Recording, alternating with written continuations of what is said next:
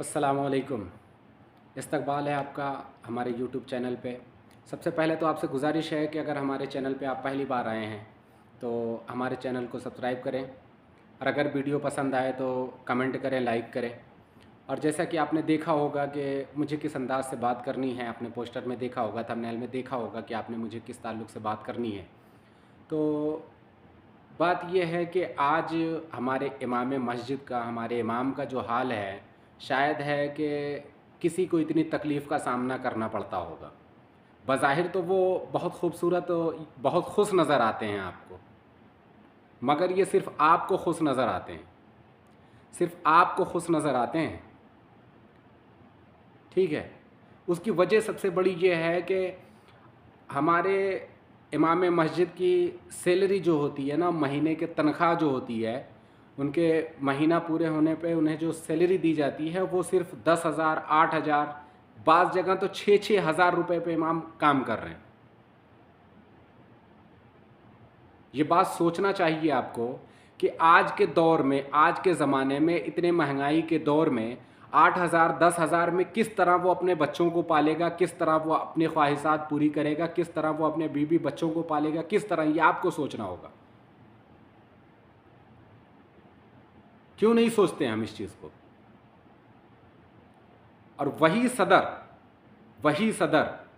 वही मस्जिद के ज़िम्मेदार, वही मुतवल्ली, उनका बेटा 8,000 पे काम करता है तो नहीं समझ में आता उनको। अपने बेटे को सऊदी भेजते हैं, दुबई भेजते हैं, कुवैत भेजते हैं, लंदन भेजते हैं, हर दुनिया के किसी कोने में भेज देंगे सिर्फ ज़्यादा पैसे के लिए। क्यों? मतलब आपके बेटे का 10,000 रुपये में नहीं हो सकता, आपके बेटे का खर्चा 10,000 में उसका पूरा नहीं हो सकता, उसकी लाइफ 10,000 में नहीं गुजर सकती, तो इमाम मस्जिद की कैसे गुजारेंगे आप?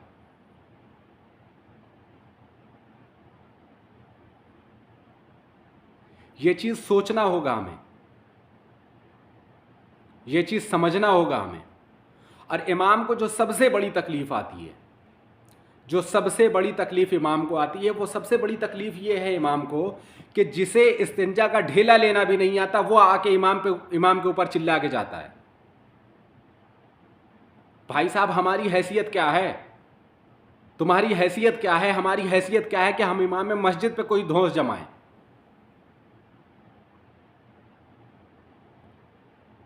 रब के घर में नौकरी कर रहा है, तुम्हारे घर में नहीं कर रहा है कि तुम धौंस जमाओगे उस चीज को। तो ये चीज आपको ख्याल करना होगा। और इमाम जो होता है ना, इमाम जिस मस्जिद का इमाम है, पूरे इलाके का वो सरदार होना चाहिए, ऐसे इस तरह इमाम को रखा जाए।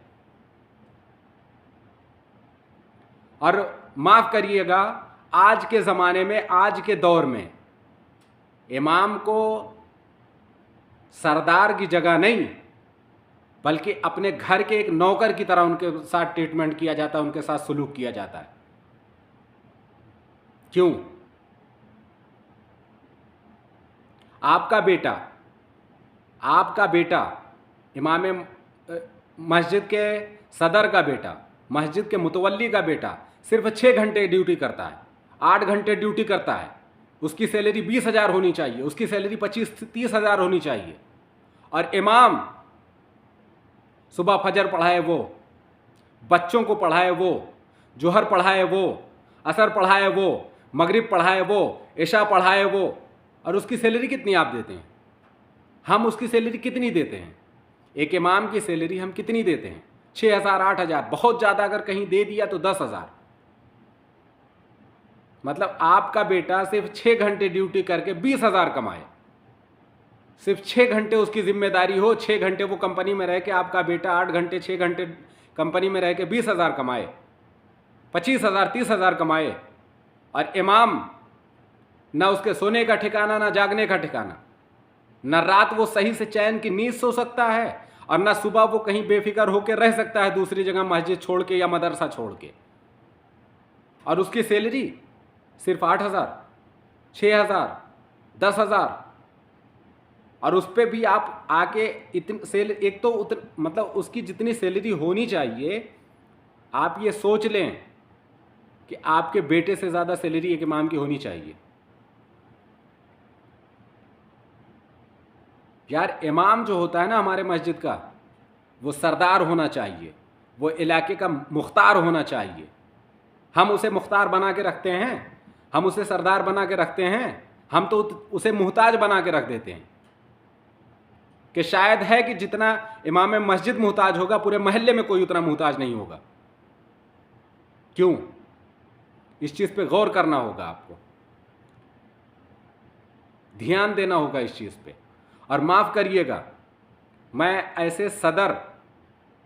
ऐसे जो सदर होते हैं उनसे भी कहूँगा, और ऐसे जो मुतवल्ली होते हैं उनसे भी मैं ये गुजारिश कर रहा हूँ, हाथ जोड़ के अपील कर रहा हूँ कि अपने इमाम को अपना सरदार समझिए और मानिए, अपने घर का नौकर ना समझिए उसे। माफ़ कीजिएगा, आप तो कभी कभी ऐसा होता है कि जिस तरह इमाम को आप जितना ट्रीटमेंट करते हैं, जिस तरह उसकी इज्जत करते हैं, उससे ज़्यादा तो आप अपने घर के नौकर की करते हैं,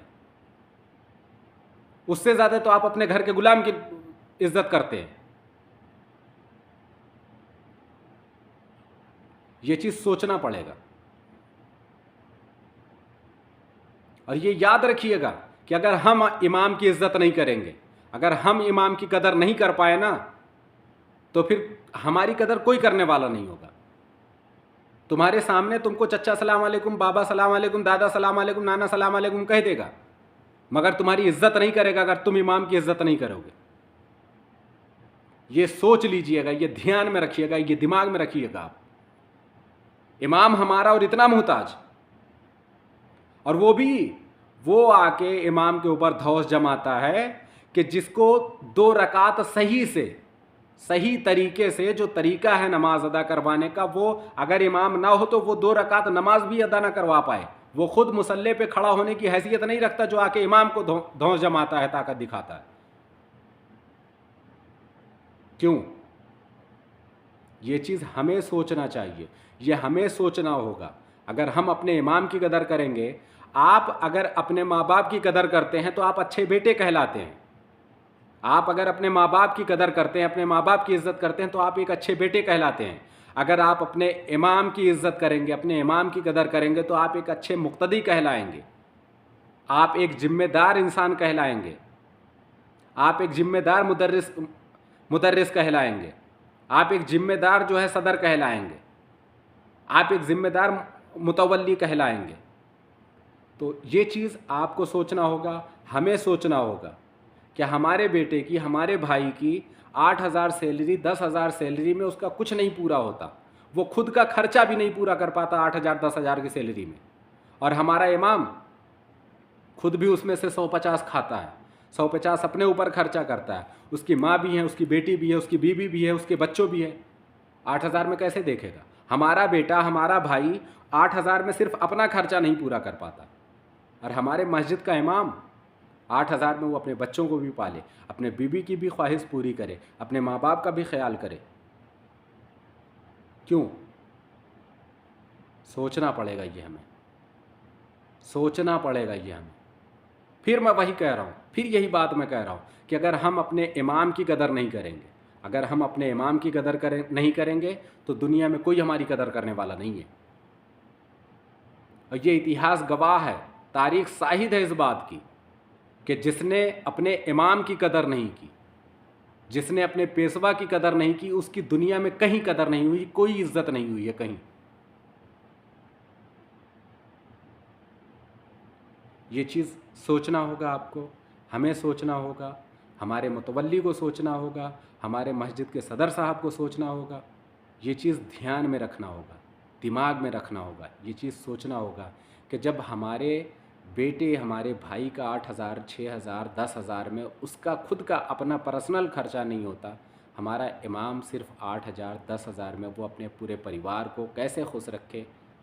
तो मैं गुजारिश यही कर रहा हूँ, जिस तरह भी आप अपने मस्जिद का, जो आपके इलाके में मस्जिद है, उसका निज़ाम चलाते हैं, जिस तरह उसका चंदा आप इकट्ठा करते हैं, उसी तरह आप 10,000 दे रहे हैं, अगर सिर्फ 2,000 इमाम का बढ़ा देंगे महीने में, तो उसे बहुत ज़्यादा खुशी हासिल होगी उस चीज़ से। और आपका 2000 में कुछ नहीं बिगड़ेगा, 2000 रुपये में आपका कुछ नहीं बिगड़ेगा, मगर आपके इमाम का दिल खुश होगा। उसी 2000 में आपके इमाम का जब दिल खुश होगा तो वो नमाज जो है वो खुशू और खुशू के साथ पढ़ाएगा। नमाज आपको सही तरीके से पढ़ने का मशवरा भी देगा, आपको उस चीज़ की तालीम भी देगा अगर आपको नहीं आता होगा। सिर्फ 2000 रुपये आप अगर 1000 रुपये, 2000 रुपये, 3000 रुपये इमाम को बढ़ा के देंगे उसकी सैलरी से, तो उसका दिल खुश होगा। और जब इमाम हमारा खुश रहेगा तो मुझे यकीन है कि मेरा रब भी इमाम की खुशी से खुशी रहेगा। और जब मेरा रब खुश होगा तो मुझे दुनिया में कामयाब होने से कोई नहीं रोक सकता। मुझे बस इतनी बात करनी है, वीडियो बहुत ज़्यादा लंबी नहीं करनी है।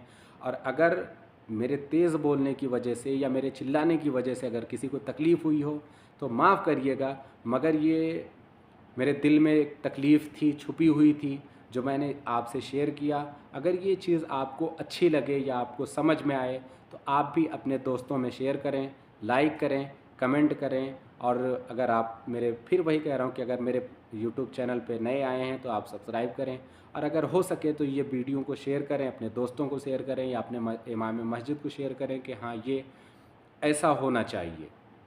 अपने मुतवल्ली को दिखाएं कि हाँ ये ऐसे होना चाहिए, एक इमाम की कदर और एक इमाम की इज़्ज़त ऐसे होनी चाहिए। मिलते हैं इंशाल्लाह फिर किसी वीडियो में इंशाल्लाह, अगर ज़िंदगी ने वफ़ा किया तो फिर मुलाकात होगी। तब तक के लिए खुदा हाफिज़। अस्सलामु अलैकुम व रहमतुल्लाह।